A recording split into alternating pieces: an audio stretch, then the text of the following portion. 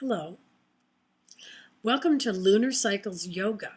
I am your yoga instructor, Sherry Killian, here to bring your attention to the cycles of the moon and give you instruction on how to ride the energy of nature both on and off the mat, the yoga mat, that is. You can find me on Facebook under Lunar Cycles Yoga, and I kindly request that you like, share, and subscribe below to help grow my channel. So thank you for joining me. So let's get right to it. With the sun sitting in the sign of Aquarius, since it moved there January 20th, during a blood moon total lunar eclipse, the sun in Aquarius, the moon in Leo, you might be really feeling the energy of Aquarius right now, especially through something as physical as the weather. Here in the southwest of America, which is typically very sunny most of the year, we are experiencing bouts of rain and perfectly sunny days interspersed with freezing cold temperatures at night and cloudy days. Now, for those of you in the Midwest and the East Coast, you may say, meh, that sounds like an average week in these parts, and I do realize you have all experienced these weather changes in spades, and I feel for you. I know it's been very cold there. I have families that still live in the Midwest. The point being, though, that's the deal with the Aquarius energy. Ruled by Uranus, the planet of unexpected sudden changes, it's unpredictable, it's off the beaten path, and marching to the beat of its own drum. Eccentric, genius, a rebel, with or without a cause, also known as the Great Awakener. And it always rolls in after the sober planning of Capricorn kicking off a new year. So, have you ever noticed how many people make New Year's resolutions only to have them broken by Valentine's Day? And speaking of which, Aquarius also rules the love of friends, including their networks and the social media affiliated with it. All of humanity falls under the Aquarius umbrella.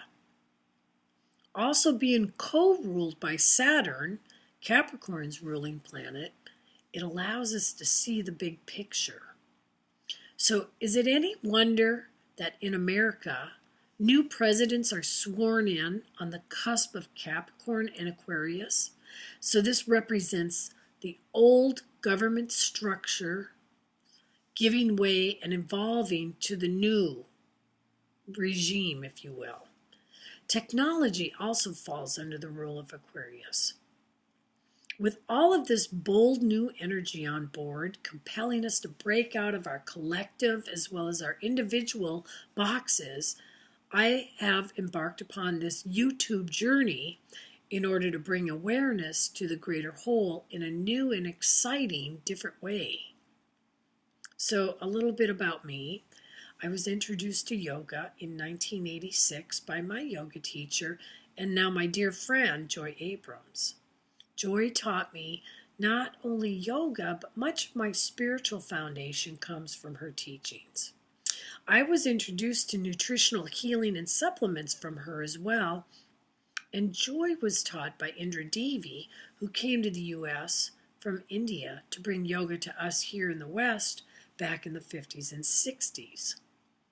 I've had an interest in astrology since I was a teenager, and at some point in my adulting, I wondered why I would feel differently from one day to the next with no apparent outside reason for it. It's like waking up on the wrong side of the bed. Have you ever experienced that? And wondering why the reason for this was, I soon stumbled upon a lunar calendar, and I began to make notes in it, particularly relating to my feelings on any given day. I began to notice a pattern. At some point, I became aware that each zodiac sign also had specific body parts under their rule. Then I began to focus on these body parts in my personal, private, at-home practice. It felt different. even if I did the same asanas, the focus on different body parts would make the entire practice feel different. As a certified yoga instructor, I began to bring this practice to the students in my classes. And then at some point, I began to tell them what I was doing and why. And thus began Lunar Cycles Yoga in 2004. Since then, my mission is to teach you how to ride the energy of nature, both on and off the mat. And so how do we do that? Well, today features the moon in the sign of Aries. So a little bit about the moon and the sun and how it works. The way the sun guides our daytime activities, we work, we eat, we have meetings, we go to school, etc. The bottom line is that we're physical during the daytime hours. When the sun is out, we're up and about, typically. The moon guides our nighttime activities, right? So at the end of the day, we settle in with family or friends, we share our evening meals, our private thoughts and experiences, our personal and private emotions are generally shared at that time with those people as well. Generally, we sleep at night, so the lunar energy is also affiliated with the subconscious and the dreams as well. So does that mean that we can't take a nap in the daytime or be up all night as many night owls love to be? No. These are just general rules of thumb in the physical and astrological realm. Okay, so back to the moon in Aries.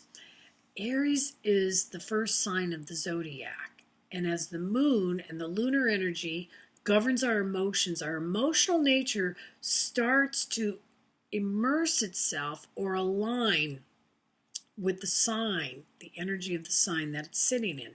So Aries is a fire sign. It creates, it's active, it's fiery, and also being the first makes it cardinal, meaning it initiates, it opens the door.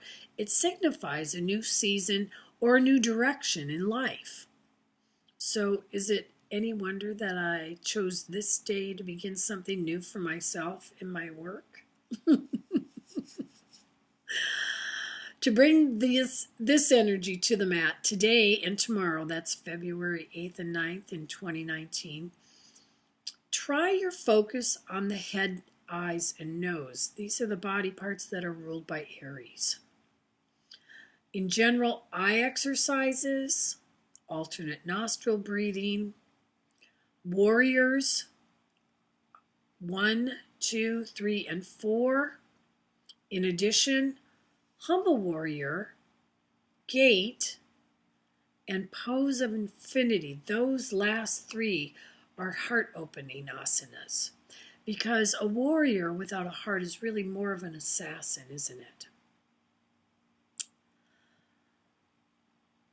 I encourage you to try these handful of asanas.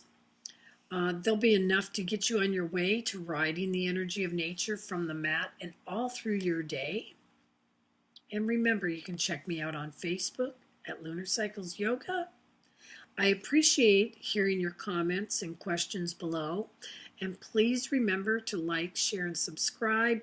And your patronage is so appreciated. Be blessed. And namaste.